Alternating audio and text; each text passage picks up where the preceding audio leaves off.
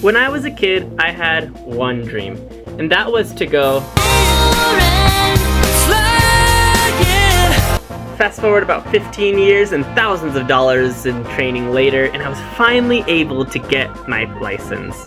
But the joke's on me, because my old boy Shigeru, well, he made that possible for just $50 back in the day on the SNES. The original Pilotwings debuted on the Super Nintendo on December 21st, 1990 in Japan, and August 13th, 1991 here in the States.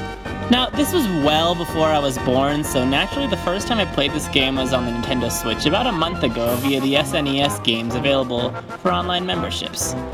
Upon completion, one of my first questions I had was, why am I so bad at skydiving? But my second question was, how realistic was this game? People might ask if it's unfair to criticize a game from 1990 about its flying physics, but hey, the first flight simulator actually came out in 1979, well over a decade before this game's release, so I think it's totally fair. Now, I'm only going to be looking... Stupid squeaky chair. Now, I will only be looking critically at the airplane sections of this game, as I only have experience flying planes and not jumping out of planes, and I certainly don't have experience riding jetpacks. But seriously, screw the skydiving in this game. To start off, let's just take a quick look at the aircraft design. We can see from the side profile that the light plane being used is what's known as a biplane tail dragger. Biplane meaning two wings, and a tail dragger meaning it has two main wheels under the body of the aircraft with its third smaller wheel located on the back tail of the plane, making it appear as if the aircraft's backside is dragging on the ground. Combined with its small tail fin, this design of plane draws a lot of similarities with World War I era planes.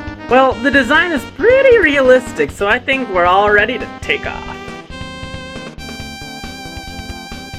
Oh shoot, we're already flying? And worse yet, it wants us to land? What do I look like, some kind of genie?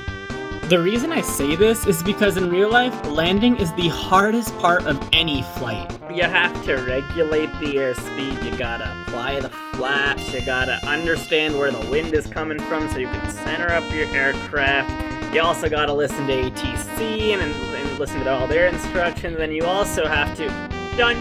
Well, that was easy, but it wasn't realistic at all. In this one landing alone, I already picked out several inaccuracies. First and foremost, the controls. How are they? They're basic, but basic doesn't mean it's bad. Airplanes are powered by the thrust created from the propeller. Thrust creates airspeed, and airspeed creates lift. To create more thrust and increase your airspeed, you push the throttle up and vice versa to take away thrust and therefore decrease the airspeed. In the game, to create thrust and speed up, all you do is hit the A button, and if you press B, you take thrust away. So that is accurate, I guess. Another accuracy is when you are in level flight and only adjust your thrust and nothing else, when you add more thrust, the airplane will naturally want to climb.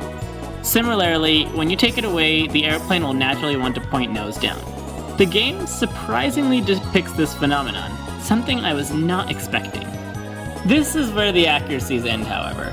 Notice this little meter on the screen? That is supposed to indicate your speed.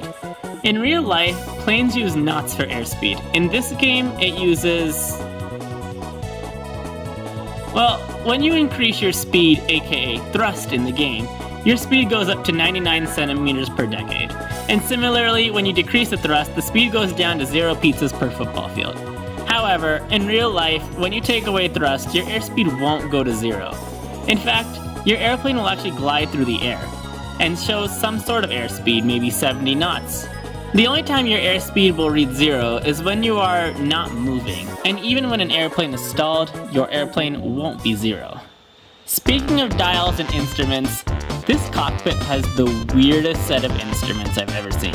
You have the aforementioned airspeed indicator, the weirdest looking altimeter in the world, which is the instrument that tells you how high you are and what your altitude is. You have a basic attitude indicator, which tells you the orientation of the plane, and you have a... What is this supposed to even be? All I can tell is that it has a red dot where the airport is, but like, why would you even need it in this game? You can always see the airport or know exactly where it is. But anyways, I guess this is a GPS of sorts. But 3 important dials are missing. A turn coordinator, which tells you the rate and quality of your turn. The directional gyro, which is essentially a compass without the inaccuracies of a magnetic compass. and the vertical speed indicator, which tells you how many feet per minute you are climbing and descending. I guess since you're not stuck flying a plane solely off of instruments in this game, it's not too big of a deal, but still, my job today is to point out inaccuracies of this game, so I have to say something about this. There are two other controls in the game, which controls the attitude of the airplane. Hold down on the D-pad to point the nose of your plane up, and hold up on the D-pad to point the nose of your plane down. I know, a little counterintuitive. Now, in real life, when you take thrust out and decrease the speed, you can still make the plane go up and down. However, in this game, the second you take thrust out, you are nosediving, no matter how hard you push your nose up, or no matter how much you act like an elite and talk with your nose up. Another thing that isn't accurate is what happens as you land. If you've ever watched a plane land in real life, you'll notice the plane seems to approach the runway, hover above it for a few seconds, and then touch down. This phenomenon is called ground effect. Essentially what's happening is right before landing, No one cares. What do you mean no one cares? Well, alright. But you will notice in the game, the plane doesn't hover, no matter the angle you approach the runway at. Ground effect isn't programmed into the game, and I believe that this could have added to the overall challenge of the game and upped it a little bit. Now, I know this game was made for the SNES, but that controller still had an L and R button they could have utilized to code and rudder movement. This game allows you to turn, which in real life is controlled by ailerons. And it also allows you to control the up and down movement, which in real life is controlled by the elevator on the back of the plane. But one important control surface it ignores is the rudder, which controls the stabilization of the aircraft. It simply is non-existent.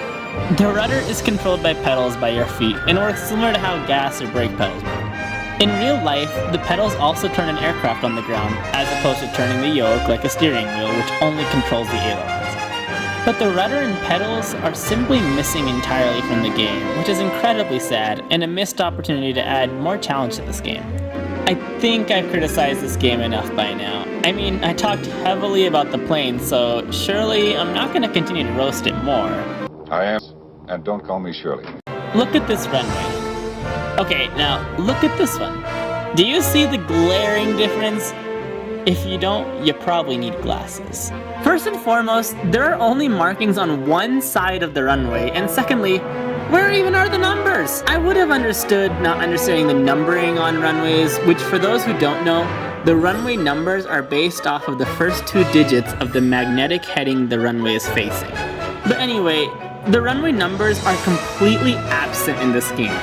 Never mind there not even being taxiways that lead to and from the buildings and the runways, they don't even have the correct runway markers and identifiers on the runways themselves. So, I mean, kinda disappointed. So, how realistic would I say this game is? Well, I'd say it's as realistic as Banjo-Kazooie is at being an FPS.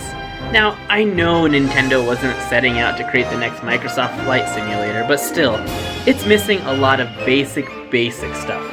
But would I recommend this game? Oh yeah, totally. In a heartbeat I would. I had a blast playing it, and this game offers more than just flying. The jetpack section, for example, is very unique and fun, and even though I suck at skydiving, I still had fun playing it. And this game no doubt served as an inspiration to some of the minigames found in Wii Sports Resort, so if you haven't had a chance to play this game, I would definitely give it a chance. Anyway guys, thanks for watching, and I know I disappeared for like 6 months, and that is just due to life being kind of bad. I got really sick, I just got really busy with my own, real life flying ambitions, and unfortunately I had to take a longer break than I wanted to, but I'm back. I'm going to be trying to post about 1 video a month, so we'll see if I can stick to that schedule. But to those who stuck with me through this 6-month break, I appreciate you guys a lot, and thanks for watching these videos and supporting me. And if you haven't already, I know people hate hearing this, but give this video a subscription, or how do you say it? Oh well, you know what I mean. Go ahead and like the video, guys, subscribe, and I will definitely see you guys next time. This has been a penguin named Piplup saying so long. And shout out to my Patreons who are, I don't actually, I'm afraid to admit this, but I don't actually know what a Patreon is. Is that like where you pay someone to do something, or like, should I get one? Do I have enough subscribers? Have you subscribed?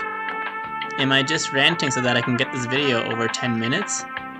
It's possible, but you know, we will never actually know the truth, I am sad to say.